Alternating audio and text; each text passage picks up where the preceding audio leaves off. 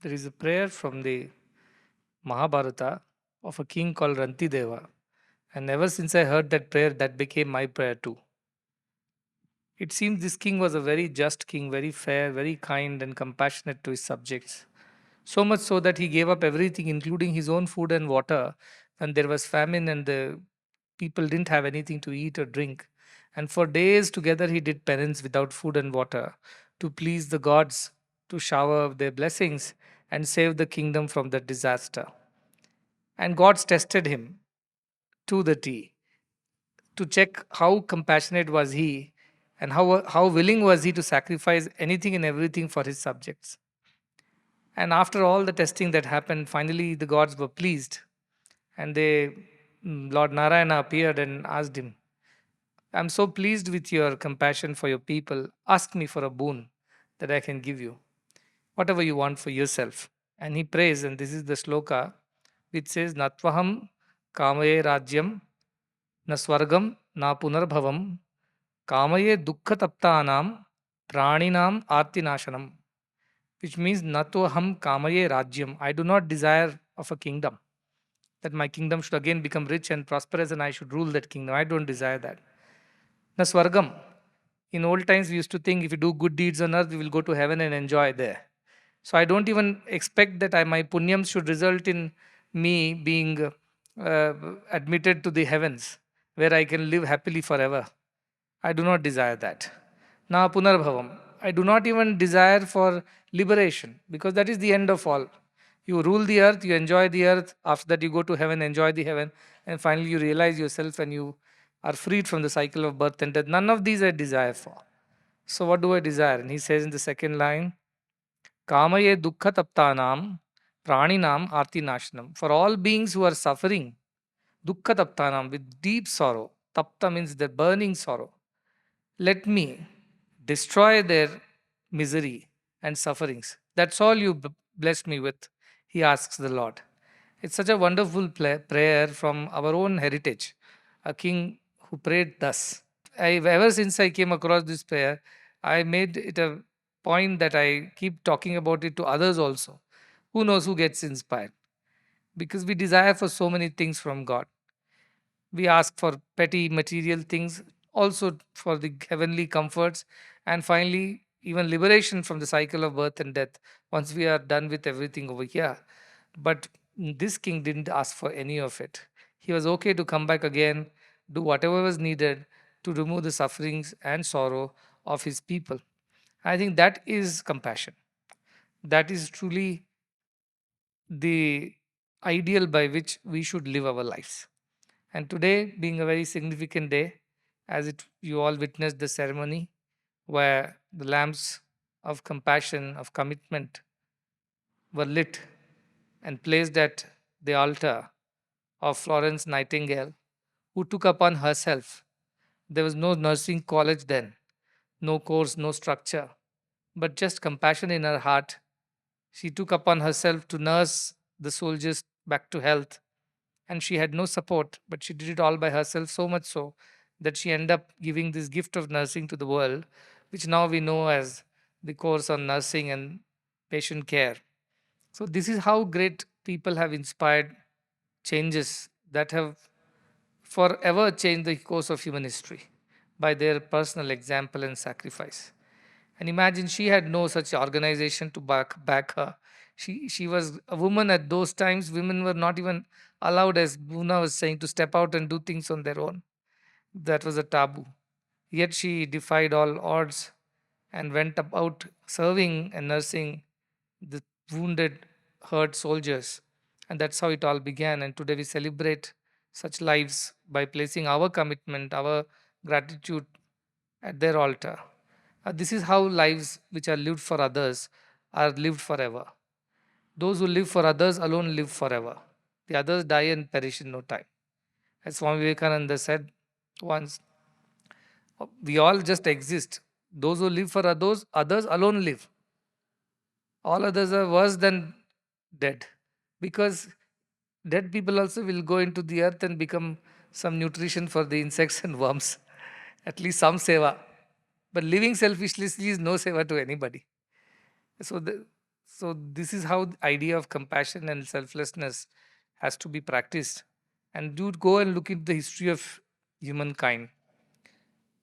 All the great things that have happened, which have led human beings to the next level of civilization or betterment, they all have been driven by compassionate acts of somebody or the other. Those who discovered or whatever invented bombs, they did not bring any good to the world. But those who discovered nursing, they did bring good to the world.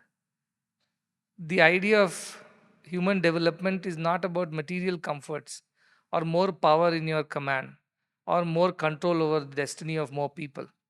The idea of human evolution is more compassion in our heart so that we go out and help those who are in need without thinking about ourselves too much. And that is how human societies evolve and develop. Today we talk about a developed country, developed nation, and all that. And I have traveled across so many countries and I've seen so many developed nations. And I wonder whether they're really developed and evolved at all. Yes, they have the best roads and airports and all the infrastructure. They have trillions of dollars of GDP. They have, name it, and they have every scientific advancement that you can think of. They have the best schools and universities, all the corporates, and everything that you can ask for. But I am traveling and seeing that their people are not happy because they do not have compassion in their heart. They do not have selflessness. They're so selfish and self-centered that they don't even have time to look at the other person next door to see whether the other person is in good shape or not. They don't care. And that is something that is leading to a disastrous result. When I learned about youngsters who are not even who have not even started their lives at the age of 5, 6, 7, getting into depression, mental anxiety, and trying to commit suicides. These are wealthy children of wealthy people. And they have everything at their disposal. They have education, they have all social protection, they have everything that you can ask for. But they have no understanding of what life is all about because they've not experienced the human side of anything. They've only experienced the dry, artificial, material side of things. They've never understood what love is, what feelings are, what emotions are, what being human is all about. And that is the kind of world that we are leading ourselves into. And that is the time when I want to change the course of this ship, turn it mid sea and turn it to the other way, where we teach people that are to be lived with compassion and kindness for each other. And that is the basic human quality. It doesn't need somebody to come and tell us. This should be how we should be in the first place. And that is something that has gone missing, that has gone dry. And to refill all those human hearts with compassion and love is our mission. But they don't understand unless they experience it. I was talking to some people, some guests are here. They were they unfortunately got admitted in the hospital. And once they went to the hospital, they experienced the kindness and compassion of our staff. And they had heard about all this and they've been watching this and even participating in it.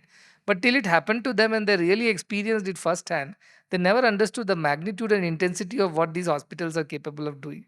One of them eh, was telling me that I said, I think for this reason, at least everybody should get admitted once into our hospital so that they experience the real compassion, the real human side of things. And I told them it's not that you are a VIP and you get a better treatment. Even I'm very confident the poorest of the person who has no whereabouts, if that person also walks in for for some healthcare requirement, he or she also will be treated with the same quality of compassion and kindness.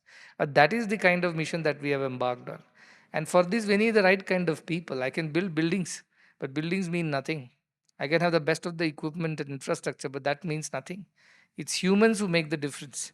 And therefore, I want to create right kind of human beings in our institutions. So why these courses, be it how humanities, sciences, and now sports and yoga and music, so also medical and nursing and paramedics, only to create human beings with more humanness in them, who can inspire more humans to be more human. That's all I'm trying to achieve. And once they achieve that, divinity will follow. Because the next stage of being a good human is to being divine. So that automatically will come. But first we have to try to be good human beings. And so all the more it is important for our institutions and our people to double up and put extra efforts to reach out to more people and transform them. And as I said, people learn only if they experience it. They don't learn when you teach them, preach them, lecture them. They will listen to it, but they will never get to understand the entirety of it. But when they experience kindness and love, when they experience compassion, they know this is how it feels. And that is how we transform human beings. My expectation from the nursing college, from the medical college, from all our colleges and schools is just one: be more compassionate human beings, be more kind, be more self sacrificing, and don't worry about your welfare. Anybody who works for others, he becomes or she becomes the responsibility of God. And then God has to look after such a person because he or she is not looking after himself or herself. So who is going to look after such a person? God starts looking after such a person. And I'm sure God can look after any of us much better than what we or our people can do for us. So this is how we should be confident about being kind and selfless, because God becomes our everything then. And it becomes God's duty or responsibility to look after our welfare. So don't you worry too much about your happiness, your welfare. Think of others. Think of helping somebody in need whose need is greater. And it is the word of the Upanishads, the Vedas, that you will be looked after. I am not telling it from my experience. Of course, I can speak from the authority of my own experience. The other day in some satsang, I think I just happened to mention that some boy came and I wanted to give him some money, and I just checked the bag and there was no money, because I never remember to keep money in the bag while I'm traveling. So, and this boy has no parents, and in the sense he takes whatever is needed from me. So I felt bad. Whatever little I was there, I gave. After that, you don't believe how many people have started giving money to me, and I keep telling myself, see, this is what happens to those who live for others, because the whole world starts living for them, and that is how we can live much happily. And imagine the love that I received. It's not just whatever money or help, it is love. It's their compassion, it's their love that they're sharing with me. So, this is how life becomes so much more sweeter. When you start living for others, it's a different life altogether. And not just that you get celebrated and worshipped like Florence Nightingale centuries after your demise, and you remain eternally in the memory of the people. It is simply the joy that you experience. I think for that sake, you should do good, because the joy that comes from doing goodness is far superior. The quality of it and the sweetness of it is far superior than any other kinds of joy that you can try and experience in this world. So it's a kind of a selfish thing that if you want to experience the best of the sweets, you keep all by yourself. Naturally, it is a selfish thing. Likewise, trying to experience the divine joy that comes out of doing good is a selfish thing. At least for that sake, we should work, because that tastes better any day. So I want everybody to taste that joy. And I know that once they taste it, they will never forget it. They will never settle for anything lesser than that. But to do that, I have to push them sometimes a bit, saying that no, you try to sacrifice, try to be more kind, compassionate, experience that divine joy that comes. Once you experience that, there is no looking back. You will never settle for anything. You have tasted the best. You can't settle for the rest. So taste that divine joy that comes out of doing compassionate acts, that comes out of sacrificing your personal, individual desires for the sake of greater good of more needy people. And the joy is so very elevating, so very enlightening, so very uplifting. You will not settle for anything less than that. And that definitely is nowhere compared to the joy of winning a World Cup, let me tell you. It is much, much bigger. So that is something that's what you must all taste and experience. And that is a wonderful experience, and everybody should have it. So I think the best people who can have it easily is our nurses and doctors, because they're all the time doing that. For them, it's not a choice to do good or choice to be compassionate. It is their way of life. So they will experience this joy every day. So what a profession that you have gotten into. Not just that it's a profession, but it is also gives you so much of joy that no other work does. So I think you are very blessed to be in this profession. And it's not just noble, but it also is most elevating, uplifting profession that you have chosen. Do well. There is, as I said, love does not know time, love does not know excuses, love does not know any situations. It is always available and ready to do whatever it needs to be done. So that is the kind of love you should develop. And let us serve people with that love, that compassion, that kindness, not the disease, not the symptoms, but the human behind that disease. That is how we have to treat. And that is the reason why our outcomes are very good compared to other hospitals. It's not because we have a very good quality of surgeons and medications and whatever medical care. That is definitely a part of it. But when I was telling this to some people in the US, that our patient turnaround time is very short. Now, US is hospitals are trying to have short turnaround time so that they can make more money. You push this patient out, get another in the bed, and you charge him also from that very moment. But we have no reason why we want to put the patients out quickly, except that the patient does not need to be there. And I've seen in our pediatric cardiac hospitals, especially, yesterday they had undergo surgery. Today they are in ICU. Tomorrow they are in step down, and day after they're running around the whole hospital. And I tell them what they operated or they're going to be either pre-op or post-op. These are post-op cases. They finished their operation 4 days ago. We're just keeping them for a day or two to check if there is, anything needed. But they're all running around and playing. Where does it happen? 5, 6 days you discharge a pediatric heart surgery patient, that to a baby, only in our hospitals. And our doctors were telling that because of the kind of environment that we have, the spiritual environment, the kindness and compassion, parents' anxiety levels are also low. They are able to handle the situation better.